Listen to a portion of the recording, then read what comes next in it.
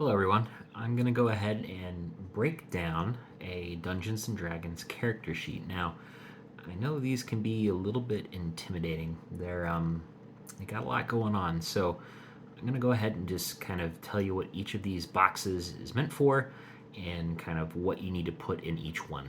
Now, it'll be important that you have your player's handbook opened to your particular class, and go ahead and put a bookmark there, as well as put a bookmark on which race you picked, because these numbers here on this list, they're going to change dependent on the race and the class you picked. So let's go ahead. We're going to start off at the top left here. Pretty simple. Go ahead and just write your character name here at the top left. I know we talked about that earlier. You guys went ahead and picked a name already. This right here is just kind of some baseline information about your character. Go ahead and fill in your class and your level. Your level will be 1 since we're making level 1 characters, and put your race here. Background and alignment, I'll touch on that in a different lesson, so don't worry about that for now. And you can put your player name here if you want. That's your own name, but totally unnecessary. You don't have to do that. And your experience points will be 0 since you're level 1. You're not going to have any. When we come over here to the left, we have inspiration and proficiency bonus. Now, your inspiration is something that your DM will talk about. Some DMs use inspiration points, some don't. Your proficiency bonus here essentially goes up with level, and dependent on your level, this number will change, but at a baseline, it should be 2. Over here, on the column to the left, you guys should recognize these stats from when we rolled for our stats, essentially. Now, the stats that you rolled, you can put in any of these particular stat blocks. So you have your strength, dexterity, constitution, intelligence, wisdom, and charisma. Now, depending on what kind of class you picked, it's going to be better to put the higher numbers in the stuff that you use the most. So if you're a bard, you're going to want a high charisma because that's how you cast spells and that's how you roll all your skills here. So moving to this row, we have our saving throws and our skills. Now, our saving throws are dependent on what you are proficient with. So let's say you're a fighter, your proficiencies for saving throws will be strength and constitution, most likely. Again, depending on your class, you can pick between a handful of these, but some are better than others. If you're a monk, you'll probably want dexterity and wisdom because those are important to your class. Moving on down, we have our skills. Now, our skills are essentially the things that we add when our DM asks us to roll a skill check. So, for instance, if we wanted to intimidate a shopkeep to get a better price on a saddle for our horse, your DM might ask you to roll an intimidation check. So, if you're proficient with it, you get to add your proficiency bonus to the roll. And the baseline number of the roll will increase depending on what stat each of these is influenced by. Now, this character sheet, for whatever reason, doesn't have what each of these is dependent on. And what I want to do real quick is just bring you a picture of the character sheet that you can find in the back of your player's handbook. Right here, you can see each of these skill checks has a corresponding stat they line up with. So in acrobatics is dexterity influenced. So whatever your dexterity is, this number here will be, if you have a 4, it'll be plus 2. So you would add 2, and if you're proficient with it, you'd add another 2, so they'd be plus 4.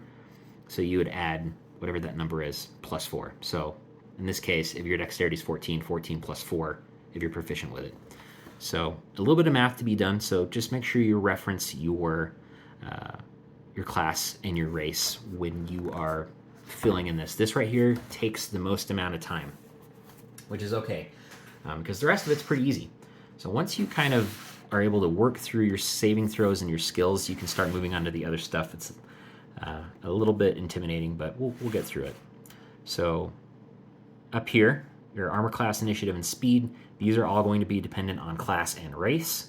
So, make sure you're referencing your subclass and your class's portion in the player's handbook. It'll tell you the formulas you need to calculate all of these things. Your current hit points, this is how much health your character gets, and this changes every time you level up. You can roll a hit die, which you'll put here, to your current health point total. So at level 1, if you're a fighter, you get a d10 for health. So you would roll this d10, and your d10 plus your constitution will be your baseline health, and every time you level up, you'll add a d10 plus your constitution. Some DMs like to just use the average because it ends up getting more health points, because sometimes you could roll a 1 and then you only get 4 health points for that level, which can kind of put a dent in your character. So talk to your DM before you roll hit points. Your death saves, this only happens when your character dies, and each DM kind of does their own thing with death saves. Typically, if your character gets knocked unconscious, they'll have to make 3 saves. A save is when you roll a d20 at the start of your turn. If it's over 10, it's a save. Once you have 3 successes, then your character's back up to 1 HP. If you have 3 failures, your character dies. That's pretty much the long and short of it. Moving on down here, we have attacks and spellcasting. Now, this is where I would put the weapons that you use the most, or the spells that you use the most, just as a quick reference. You can add all this stuff on other pages. Moving here, we get to the bottom boxes. Our equipment is where you would put any miscellaneous equipment that your character has, so adventuring backpacks, magical items that aren't weapons, things like that. It's kind of a small box, so usually maybe have the back of your page, back of your character sheet be available for other equipment as you gain it, if you guys end up playing. Here is where you'd fill in all your gold pieces. Again, your background, which we'll get into in a later lesson, can influence the amount of gold pieces you start with at level 1. So leave these guys blank. Your passive perception and wisdom, that is based off of your baseline wisdom. So, whatever your baseline wisdom is, you put that here. If you're proficient with perception, you can add that there too.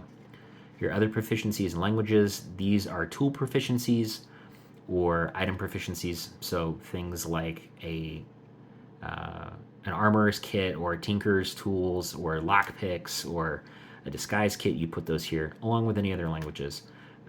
And that will be, you'll be aware of that when you're going through your classes and you're filling out, your proficiencies, choosing these things here. Here we have our personality traits, ideals, bonds, and flaws. All of this is stuff we'll get into when we start discussing background, so go ahead and leave those blank for now. And right here, features and traits. This is simply where you put any class features that you have at level 1 and any racial traits that you have. So you can put a brief synopsis of them here. You don't have to copy them word for word. A character sheet usually has 3 pages, but not all characters need the 3rd page. So again, you can put your character name up here. You can kind of put their age, eye color, their height, their skin color, how much they weigh, their hair color. Kind of a brief description here as a quick reference. You can also write a more detailed appearance here. And again, you don't necessarily have to fill this out just yet.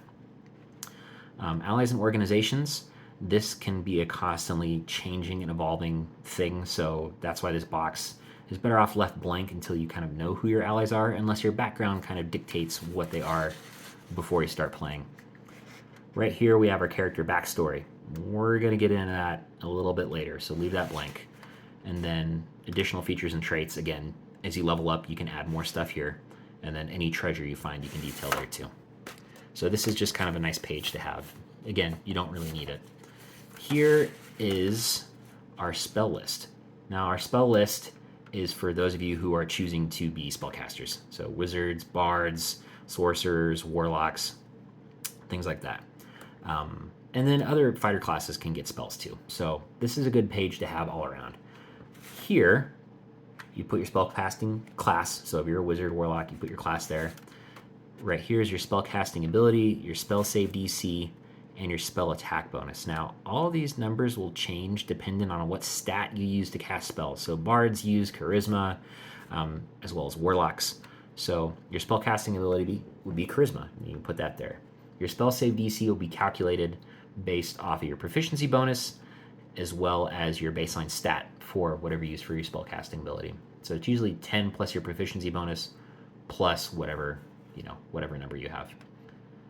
I'm sorry, it'll be your spellcasting ability baseline number plus It'll be 10 plus whatever this number is. So here, your spell attack bonus, again, will be calculated in a similar fashion. So just make sure you're looking at your character sheet in the player's handbook. That'll really tell you what you need to know and how to calculate it. It'll give you formula you can use. Any cantrips you put here, first level spells, second, third, all the way up to ninth if your character ever gets to a high enough level where you'll need your spells. Now, I typically just write the name of the spell here, and it's a good idea to have all of your spells written in a separate document. Or you can get an app on your phone that just tells you what the spells do. Because there's some pretty weird ruling for spells. Spellcasters can get a little bit complicated, but I would encourage first-time players to play whatever they want. So that's kind of where we'll end our video here. Pretty simple stuff. If you have any questions, feel free to ask your peers or your instructor. I'm sure they'd be glad to help you out. Thanks.